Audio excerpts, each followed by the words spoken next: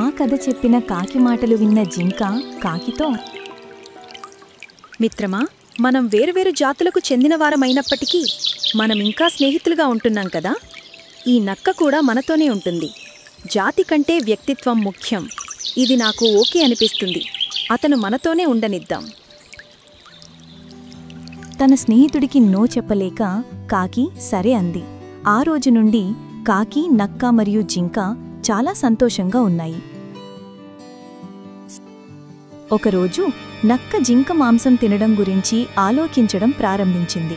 అప్పుడు నక్క జింక వద్దకు వచ్చి, మిత్రమా, అక్కడ ఒక అందమైన గడ్డి మైదానముంది.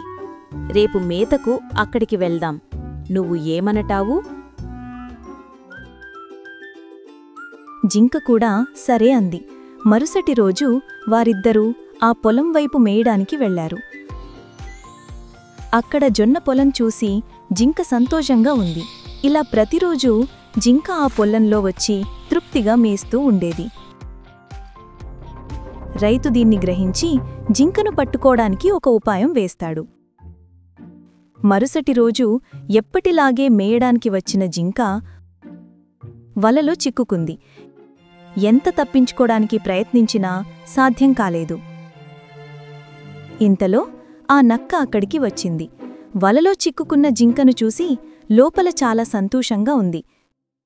ఈ విషయం తెలియక నక్కను చూసి జింక, మిత్రమా, నువ్వు మంచి సమయంలో వచ్చావు. రైతు రావాల్సిన సమయం ఆసన్నమైంది. కాబట్టి వెంటనే వలను కొరికి నా ప్రాణాన్ని కాపాడు. అది విన్న నక్క వలను కొరికినట్టు ముందుకు వచ్చి వెనక్కి వెళ్ళి, మిత్రమా, నాకు 2 రోజుల నుండి పంటి నొప్పిగా ఉంది.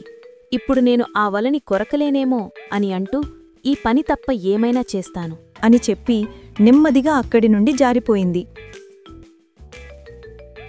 కాని నక్క సమీపంలోని ఒక పొదలో దాక్కుని రైతు వచ్చే వరకు వెయిట్ చేస్తుంది. వల చిక్కుకున్న జింకను రైతు వదలడు అని అనుకొని ఊహించి చాలా హ్యాపీగా అప్పుడు దాని మాంసంని తినొచ్చు అని సంబరపడిపోతుంది. ఇంతలో కాకి జింక కోసం చూస్తూ ఏంటి ఇంకా రాలేడు అని అనుకొని దాన్ని వెతుక్కుంటూ బయల్దేరాడు. వెతుకుతున్నప్పుడు ఎక్కడో వలలో చిక్కుకున్న జింకను చూశాడు. మరియు కాకి దిగివచ్చి, బాబోయ్, ఇంటి బావా, నువ్విక్కడేరుకున్నావు. అసలు ఇక్కడికెలా వచ్చావు అని అడిగింది. కాకి మాటలు విన్న జింక కన్నీళ్లు పెట్టుకొని, బావా, ఆ రోజు నువ్వు చెప్పినది వినకపోవడం వల్ల ఇది జరిగింది. ఇది విన్న కాకి కోపంగా నక్క ఎక్కడ ఉంది అని అడిగింది. అది ఇక్కడే ఎక్కడో ఉంటుంది. నా మాంసాన్ని తినడం కోసం ఈ పొదలలో ఎక్కడో దాక్కుని ఉంటుంది. ఈలోగా దూరంలో రైతు రానై వస్తున్నాడు. అది చూసిన కాకి జింకతో, మిత్రమా, రైతు వస్తున్నాడు. నేను ఒక ఉపాయం ఆలోచించాను. నువ్వు వెంటనే ఊపిరి బిగపట్టి చనిపోయినట్లు నటించు. నేను నీ కళ్ళును పొడుస్తున్నట్టు నటిస్తాను. రైతు వచ్చి నిన్ను చూసినప్పుడు నువ్వు చనిపోయావు అని అనుకుని వలకు జులు తీస్తాడు. దాన్ని పూర్తిగా తీసిన తర్వాత నేను కావ్ కావ్ కావ్ అని అరవగానే నువ్వు లేచి పరిగెత్తాలి. ఓకేనా అంటుంది. జింక ఊపిరి పీల్చుకొని చాలా సంతోషంగా సరే బావా అనింది. రైతు జింకను వలలో నుండి వేరు చేసిన వెంటనే అది కాకి చెప్పినట్లుగానే పరిగెత్తింది.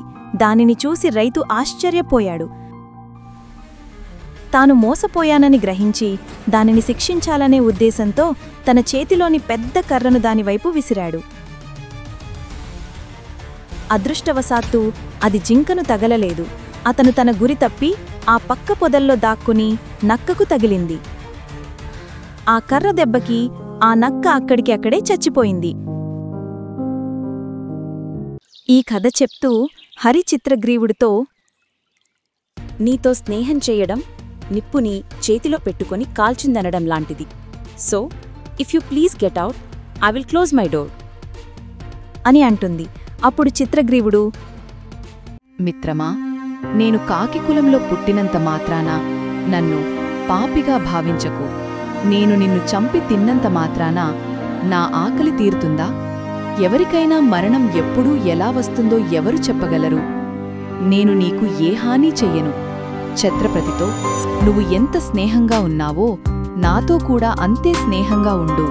నిస్సందేహంగా నా కోరికను నెరవేర్చు, నన్ను సంతోషపెట్టు అని అడుగుతుంది. హరి కాకి పట్టుదలకు సంతోషించి స్నేహానికి అంగీకరించాడు. అప్పటి నుండి కాకి మరియు ఎలుక స్నేహితులుగా గడిపారు. కొంత సమయం తర్వాత కాకికి ఆహారం దొరకడం కష్టమైంది. అది దండకర అడవిలో ఉన్న తన స్నేహితుడు మందర, తాబేలు వద్దకు వెళ్లాలని నిర్ణయించుకుంది మరియు దాని గురించి హరికి చెప్పింది. హరి వెంటనే, బావా, ఆహారం దొరకకుండా ఇక్కడే ఉండమని నేను నిన్ను చెప్పలేను. అలా అని వెళ్ళిపో అని కూడా అనలేను. నన్ను కూడా మందర దగ్గరకు తీసుకెళ్ళు.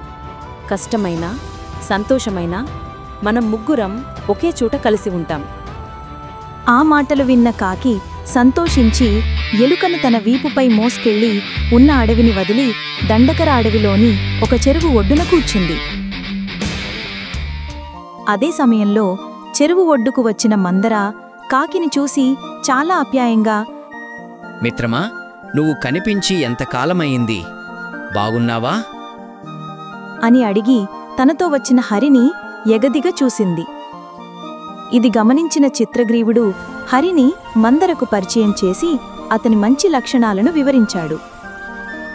మందర హరి గురించి తెలుసుకోవాలని కోరికతో, మిత్రమా, ఎలుకలు గ్రామాలలో నగరాలలో నివసిస్తుండగా నువ్వు అడవిలో ఎందుకు నివసిస్తున్నావు? నీకు గ్రామాల్లో నివసించడం ఇష్టం లేదా? నువ్వు మొదటి నుండి అడవిలో నివసిస్తున్నావా అని అడిగాడు. హరి నవ్వుతూ, లేదు మిత్రమా, నేను అందరిలాగే నగరంలో నివసించాను. కొంతకాలం సంతోషంగా జీవించాను. కాని చివరికి అన్నీ కోల్పోయి నేను మరణం నుండి తప్పించుకుని మానవ ఉనికి లేని అడవిలో నా ప్రయాణాన్ని కొనసాగించాను.